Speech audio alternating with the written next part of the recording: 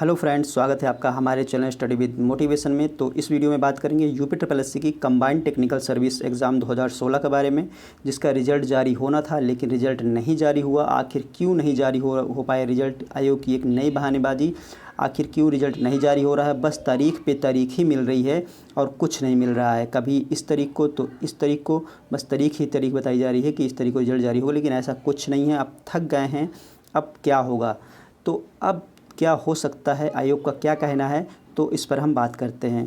तो आपको पता ही है कि आपने जब एग्ज़ाम दिया है तो एग्ज़ाम में अलग अलग कैटेगरी थी और जो नंबर ऑफ़ कैटेगरी थी उसमें 20 अलग अलग पोस्ट थी, जो आप यहाँ पे देख सकते हो। इनका अलग अलग सिलेबस था और आयोग का कहना है कि ऐसे स्टूडेंट्स हैं जो फॉर्म अप्लाई करते समय किसी और पोस्ट के लिए दिया है और जब एग्ज़ाम दिया है तो किसी और पोस्ट का दे दिया है, जिससे जो आपका मेरिट बननी है तो मेरिट लिस्ट नहीं बन पा रही है कि ऐसे स्टूडेंट्स को किस पोस्ट के लिए रखा जाए, क्योंकि उनका जो एप्लीकेशन में है वो अलग पोस्ट है और जो फॉर्म जो एग्ज़ाम दिया है उसमें उन्होंने अलग पोस्ट फिलअप की हुई है। तो इसकी वजह से कह रहे हैं कि मेरिट लिस्ट नहीं बन पा रही है और इसलिए रिज़ल्ट में देरी हो रही है। ये आयोग का कहना है या फिर कहिए आयोग की एक नई बहानेबाजी है।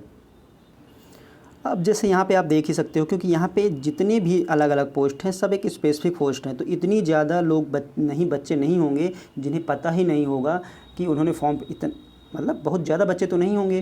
कहने का मतलब ये है कि जो बच्चे फॉर्म फिलअप किए हैं उन्होंने उसी कैटेगरी का ही एग्ज़ाम दिया होगा, उनको तो इतना पता ही है कि हमने किसके लिए फॉर्म भरा है।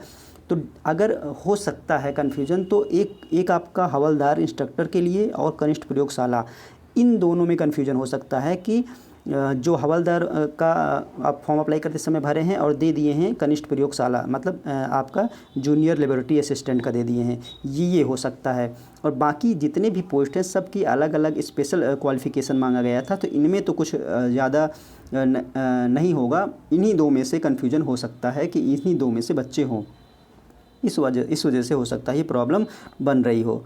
तो अब देखते हैं आयोग क्या करता है इस पे और कब तक रिज़ल्ट आपका जारी करता है। तो अब तो आयोग के ऊपर विश्वास उठ ही गया है कि कब तक रिज़ल्ट ये जारी करेगा, लेकिन ये था कि अगर इस जो भी प्रॉब्लम है इसको सॉल्व करके इसी मंथ में जो आपका रिज़ल्ट आ जाए। लेकिन अब देखते हैं क्या होता है। अगर इस मंथ नहीं आ पाता है तो रिज़ल्ट फिर अगले मंथ, बस यही कह सकते हैं, क्योंकि अभी आयोग की तरफ से जो भी डेट दी जा रही है उस डेट पे आयोग अपना काम कर ही नहीं रहा है, बस कुछ ना कुछ प्रॉब्लम हो जा रही है। तो अब देखिए क्या होता है, आपका रिज़ल्ट कब तक जारी होता है। तो ये कुछ जानकारी है जो मुझे आप लोगों के साथ शेयर करनी थी। अगर ये जल्दी प्रॉब्लम सॉल्व हो जाती है तो आपका ये जो रिज़ल्ट है वो आपको हो सके इसी मंथ देखने को मिल जाए, नहीं तो फिर अगले मंथ, बस यही हो सकता है। तो ये कुछ जानकारी मुझे आप लोगों के साथ शेयर करनी थी। तो वीडियो आपको कैसा लगा? अगर पसंद आया होगा तो लाइक करिएगा और चैनल को सब्सक्राइब करना ना भूलिएगा। तो चलिए दोस्तों, मिलते हैं आपसे नेक्स्ट वीडियो में। जय हिंद।